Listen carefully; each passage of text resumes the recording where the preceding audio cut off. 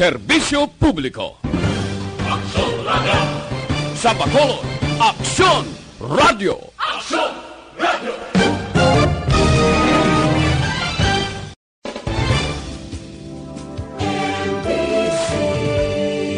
Manila Broadcasting Company.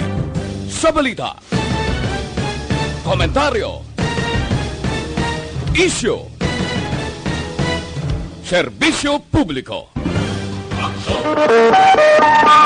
Aksyon Radio Philippine Standard Time, las 6:36. This time check is brought to you by ACS Manufacturing Corporation, ISO certified, world-class quality. Dunkin' Donuts, pasalubong ng bayan.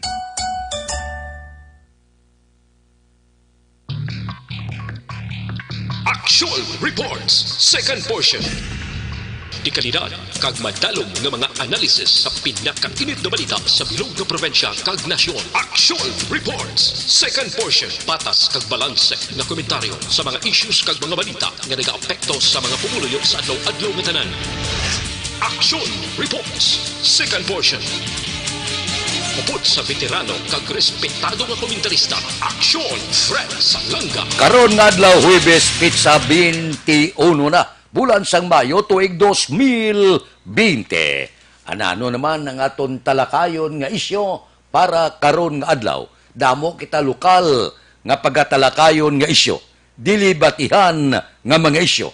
Una, nga talakayon ining karon ang pag-aprobar sangsanggo niyang panglunsod nga ipaiway ang pagbukas sang klase kag mahimo pati gayunon ini sa masunod na lang nga tuig o kon dipindi ini kay pungkuan pa ini mo sa mga opisyal sang Departamento sang Edukasyon subong man sang Commission on Higher Education kay aprobado ang resolusyon nga ginduso ni Councilor Renisito Nobero, Chairman Committee on Education. Kaya siya balan, ginpalayag sang DepEd, Agosto 24, ang pagbukas sa klase. Pero suno sining resolusyon ni Nobero, adlaw-adlaw may pagsaka ang biktima sang COVID-19. So, delikado ini sa mga estudyante. Hindi lang sa mga estudyante, kundi mga manunudlo. Kay suno, kay Nobero, mientras tanto, nga hindi mag-subside ining COVID-19, mabudlay nga pakadtuon ang mga estudyante sa bulutuan. Pero ini, nga resolusyon, dapat pa nga ipadala ini kay Presidente Rodrigo Duterte. Ipadala kay Briones sa Department of Education, padalaan kopya ang alkalde sa Bacolod, Mayor Bing Leonardia, kag ang mga opisyal sa probinsya. Ano ang opinyon sang aton sini mga ginikanan? Anong opinyon sa pila ka mga ahensya sang gobyerno? Ano ang sabat sini sang Departamento sang Edukasyon kag Commission on Higher Education? Ano ang pila ka mga opinyon sa aton mga estudyante? Tunga ang opinyon. May ara nagasiling nga dapat bantayan kung magsarurot ang biktima sang COVID-19, posible iarangkada ang klase. Pero sa mga ginikanan nga nalabot naton sa pagpakiginunanon, pabor sila nga ipaisol ang bukas klase sa masunod nga tuig. Sa anong nga rason? Kung magbukas sa bulan sa Agosto, kag nagapadayon ang COVID-19, suno sa mga ginikanan, hindi man gyapon nila pag-ipadala ang ila kabataan sa bulutuan. Nya mas maayo na lang nga hindi anay magkadto ang mga kabataan sa eskwelahan, maayo na lang ina sang ipaiway anay ang pagbukas ng klase sangsa. Wala Manila ginapangayo base. Delikado niyang base mo. Base kon malatnan kag masudlan kagaw ang kabataan. Kag pabor man ini sa mga manunudlo. Nga ang kabataan lang, ang posible latnan sang kagaw, posible mga manunudlo man. Isa kabagay pa, pananglitan wala man naton ginapangayo. Nga pabalikon ta subong sa bulan sa Agosto ang kabataan. Nga wala pa sa bulong ang COVID-19. Kag kon may maigo sa kagaw, sino karon ang manabat sini? Ang itudlo sa ginikanan, kundi ang mga manunudlo, ang Departamento sa Edukasyon, nahambalan na gid nga ipaiwa yan ay, sigihon nyo pagid, tilantawan na karon, naigong bata ko, ano na karon, sinong magasto sina? Abi nyo, sakit sa ginikanan, nga magmasakit na bata, labi lagi delikado sining COVID-19, mapabinturar ka, nga ipadalang kabataan mo sa eskwelahan.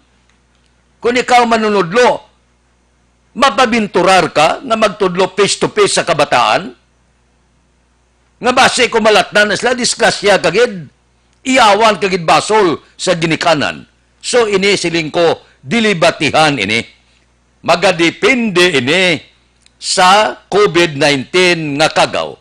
Kung may madiskubrihan nga baksin, kung magsarurot na, kag magkanay-kanay na ang biktima sa COVID-19, kag kung madula siya, posible, bukas na yon ang klase.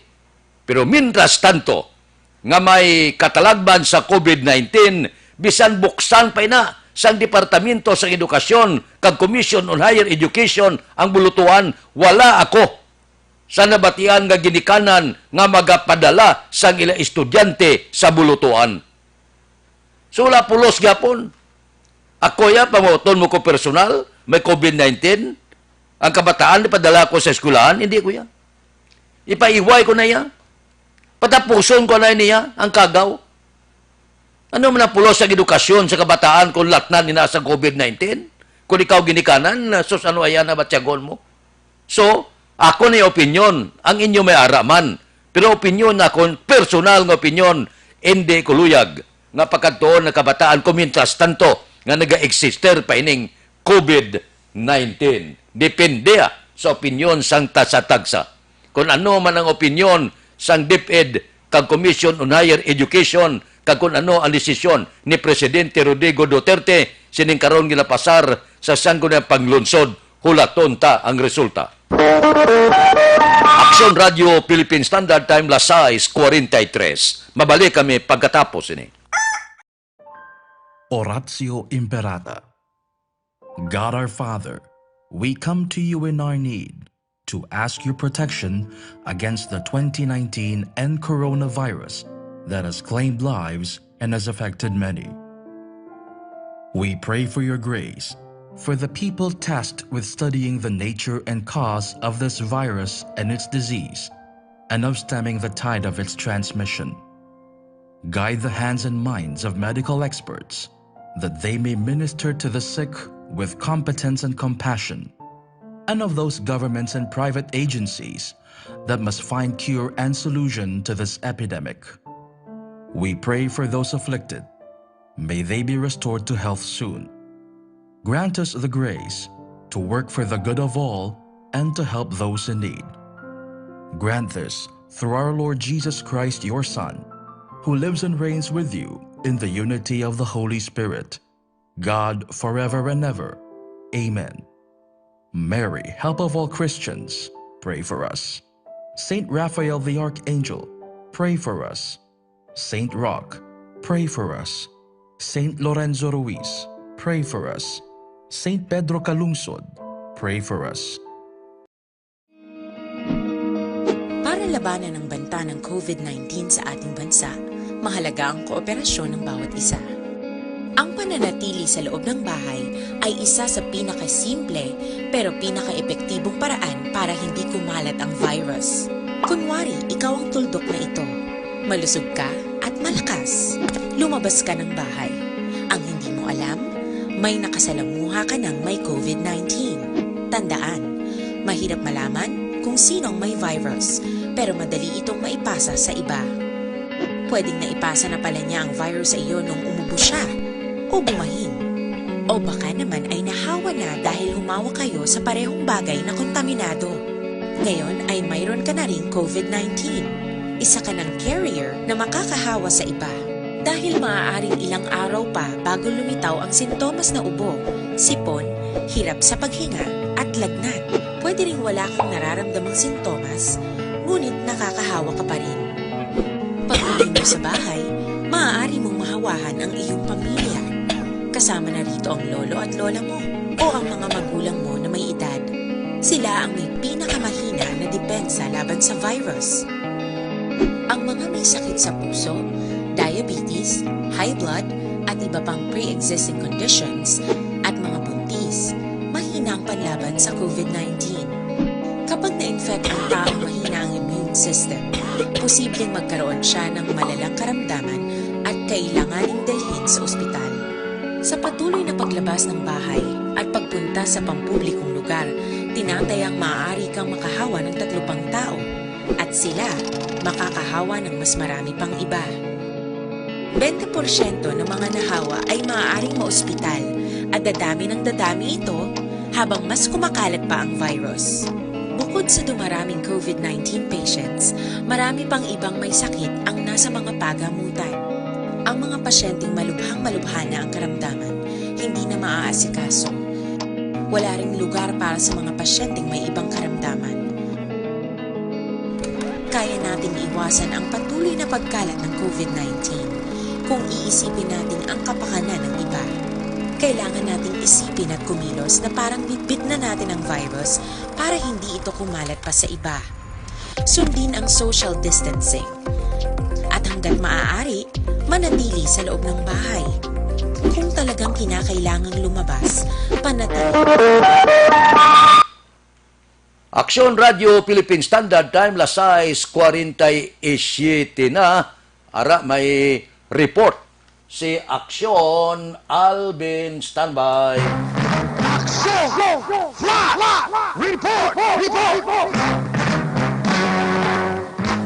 Plus report, upod sa patrol, upod kay Aksyon Alvin Graba. Aksyon Alvin.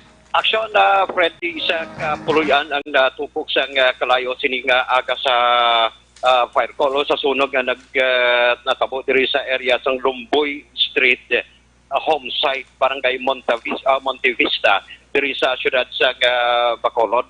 Subong sini aksyon na Fred nagapatigayon sa mapping operation na lamang ang mga katapo sang Bureau of Fire Protection as to sa cause of fire, pero this time Aksyon Alvin, yes, aksyon napalong ng kalayo? Napalong na ang kalayo pero mapping operation na lang ang ginahimo karon sa mga katapos ang Bureau of Fire Protection.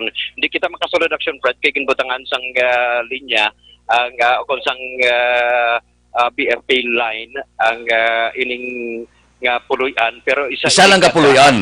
Isa lang ni kapuluyan action Fred sa dako ning compound sa area sang Lumboy Street barangay Monte Vista.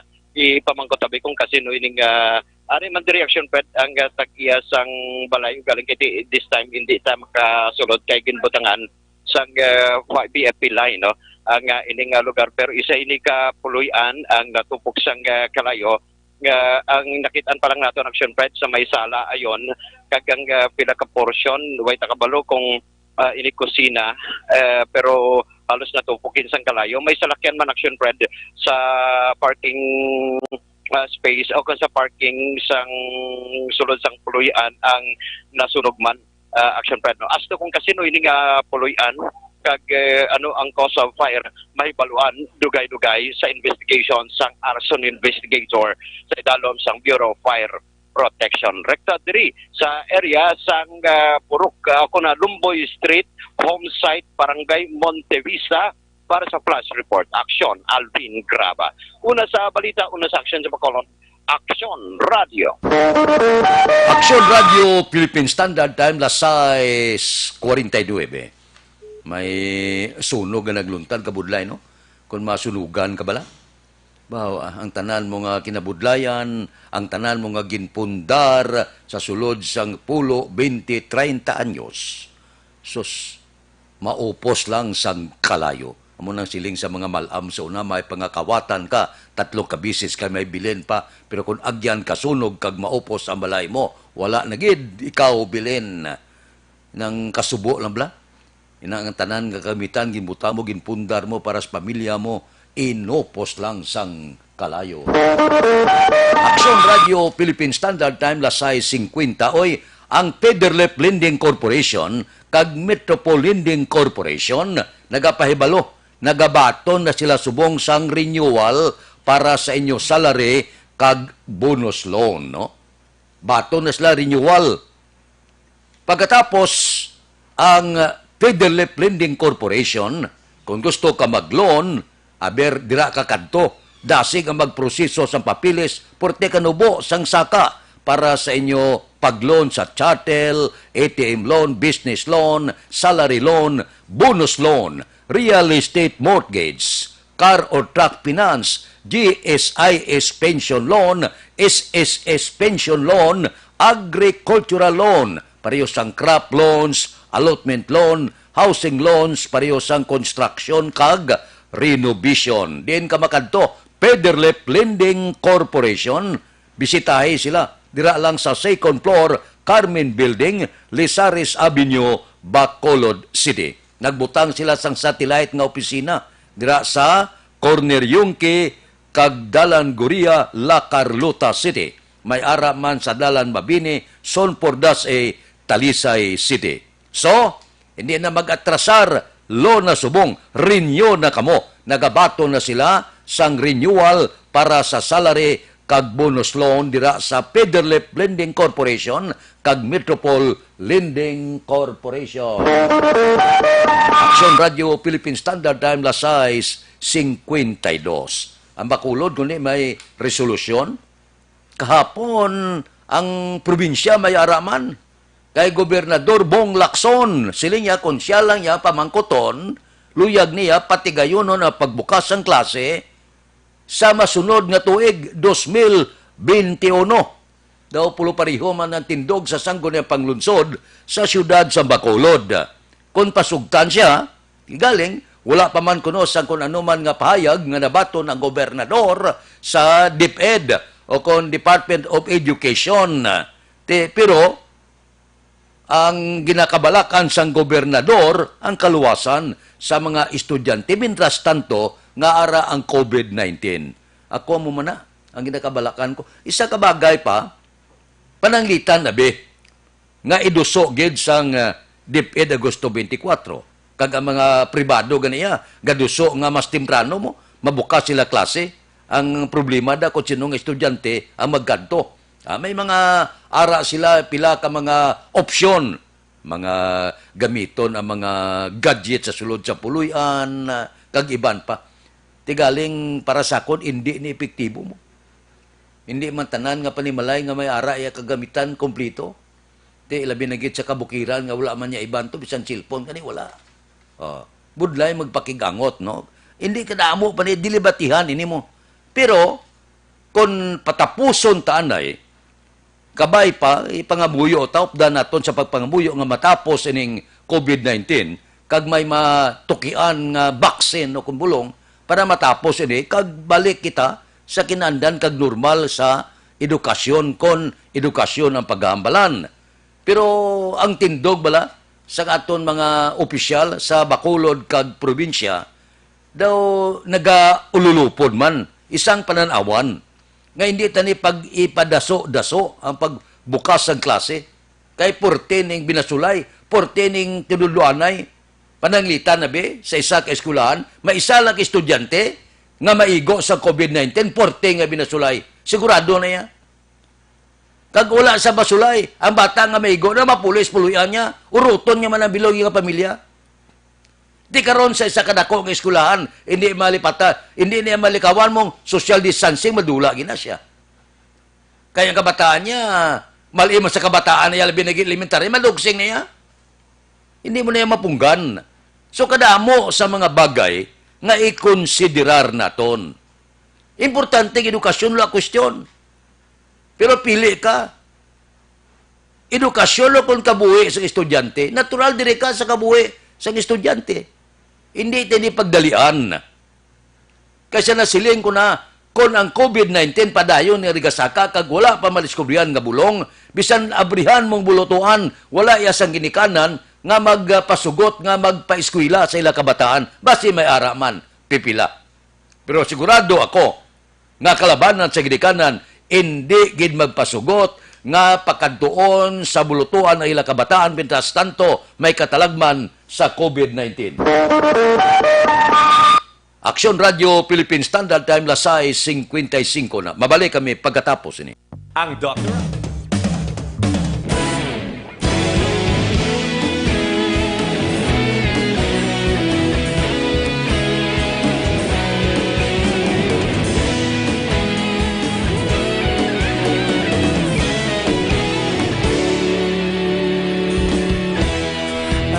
Simbanwa, mabugnaw nga hangin nagadapyan na ikaw nang ginapamatian namon ginasandigan.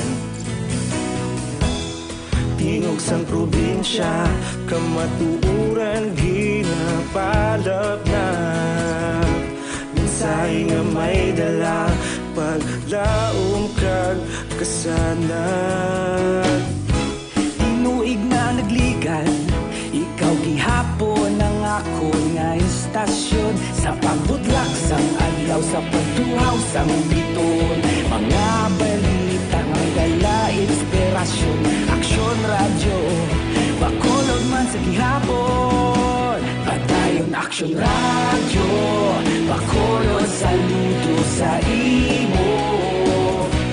Padayon Aksyon Radio, salamat sa pagserbisyo.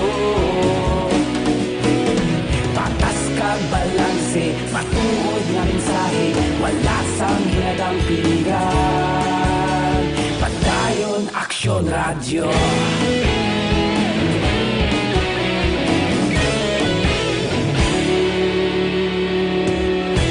Pagkulon yung kag Negrosanon, inyong pamatian. Stasyon nga nagapalaplag sang kamatuuran. Mabakod nga prinsipyo, reporter handa sa serbisyo. Kahapon, karon kag sa gihapon, kita magapadayon. Tinuig na nagligan, ikaw gihapon ang ako nga istasyon sa pagbutlak sang adlaw sa pagtuhaw sang biton. Mga balita na may dala inspirasyon, Aksyon Radio, bakolon man sa gihapon. Padayon Aksyon Radio, bakolon saludo sa imo. Padayon Aksyon Radio, salamat gid sa pagserbisyo.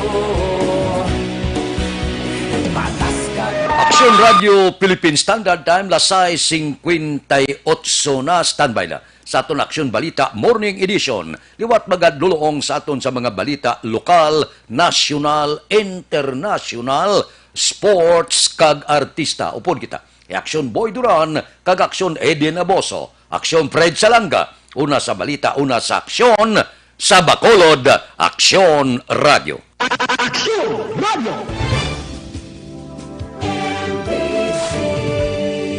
Manila Broadcasting Company. Sa balita, komentaryo, isyu, serbisyo publiko. Aksyon Radio!